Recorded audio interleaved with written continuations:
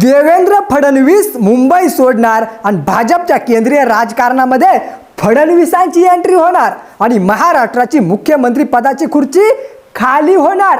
दिल्लीच्या वर्तुळातून एक अशी बातमी समोर येते ज्याने महाराष्ट्राच्या राजकारणामध्ये प्रचंड खळबळ उडून दिलेली आहे।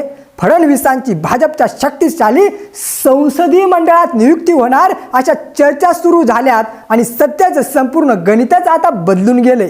जर फडणवीस दिल्लीला गेले तर महाराष्ट्राचा पुढचा मुख्यमंत्री कोण होणार? आज आपण या खेळामागचे 3 सर्वात मोठे राजकीय फॉर्म्युले समजून घेणार आहोत।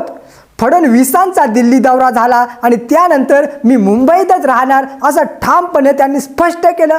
परंतु गंमत बघा, याच दौऱ्यामध्ये रायगड आणि नाशिकच्या पालकमंत्री पदाचा प्रश्न सुद्धा सुटला। दिल्लीवरून परत आल्यावर फडणवीसांनी एकामागून एक बैठकांचा सपाटा लावलाय आणि महायुतीची समन्वय बैठक झाली। रखडलेल्या महामंडळाच्या नियुक्त्या मार्ग लागल्या आणि विधान परिषदेच्या रिक्त जागांवरती सुद्धा निर्णय झाले आणि निर्णय अगदी फुल स्पीडने घेतले जात आहेत। आणि हे बघूनच असा प्रश्न पडतोय की दिल्लीला जाण्याआधी महाराष्ट्रातली कामं पटकन निपटून घेण्याची ही तयारी तर नाही ना? सध्या केंद्रीय मंत्रिमंडळात फडणवीसांसारख्या नेत्याची पोकळ निर्माण झाले आणि ही गोष्ट विरोधी पक्षात असलेले संजय राऊतांसारखे नेते सुद्धा मान्य करायला लागलेत। आणि आता पहिला मुद्दा पाहूयात। फडणवीस दिल्लीत गेले तर एकनाथराव शिंदे पुन्हा मुख्यमंत्री होणार का? सध्याच्या परिस्थितीमध्ये शिंदे पॉवरफुल आहेत। ऑपरेशन टायगर नंतर केंद्रातील राजकीय समीकरणात त्यांचे स्थान नितीश कुमार आणि चंद्रबाबू नायडू यांच्यापेक्षा वरचे मानले जाते आणि त्यामुळेच सहयोगी पक्षाच्या नेत्याला मुख्यमंत्री करण्यात भाजपला तशी काही अडचण नाही। पण इथे एक मोठा पेच आहे। शिवसेना पक्ष आणि चिन्हाची सुनावणी सर्वोच्च न्यायालयात सुरू आहे। ठाकरेंची बाजू वरचढ ठरल्यास शिंदेसाठी एक सोयीची भूमिका असू शकते। शिंदे गटाचे भाजपमध्ये विलीनीकरण, शिंदे सोबतचे अनेक नेते स्वतःच्या हिमतीवर निवडून येऊ शकतात।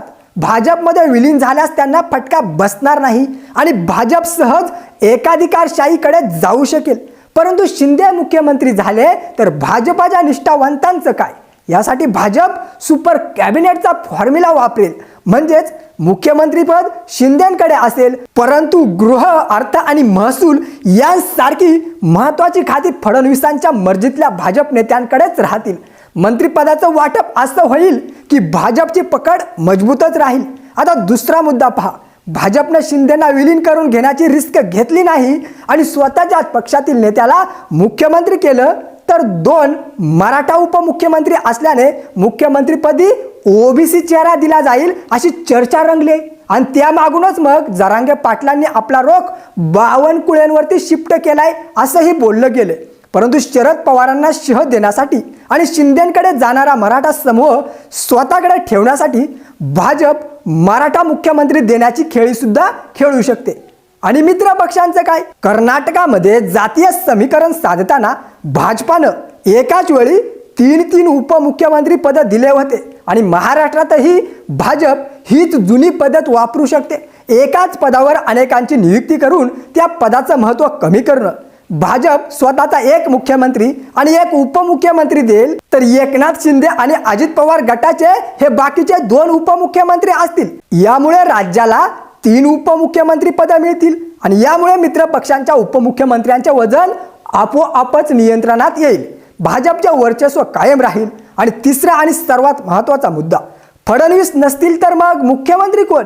पहिला निकष म्हणजे येणारी व्यक्ती देवेंद्र फडणवीसांच्या मर्जीतलीच असेल आणि इतिहास साक्षी सुद्धा आहे। विलासरावांनी पदावरून दूर जाताना अशोक चव्हाणांचे नाव पुढे केले। शरद पवार दिल्लीत गेले तेव्हा त्यांनी शंकरराव चव्हाणांची वर्णी लावली।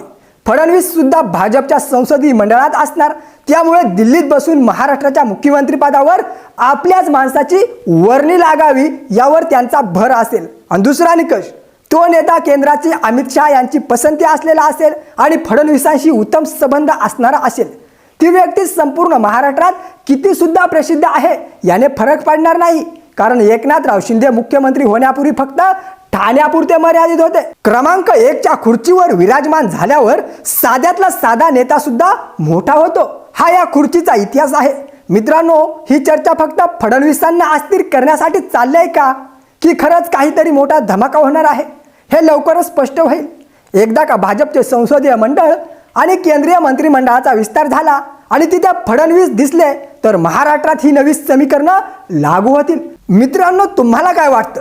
फडणवीस दिल्लीत गेले तर महाराष्ट्राचा मुख्यमंत्री एकनाथराव शिंदे व्हावेत की भाजपने स्वतःचा नेता खुर्चीत बसवावा? तुमचं मत व्हिडिओच्या कमेंटमध्ये नक्की सांगा. व्हिडिओ आवडला असेल तर एक लाईक आणि शेअर नक्की करा.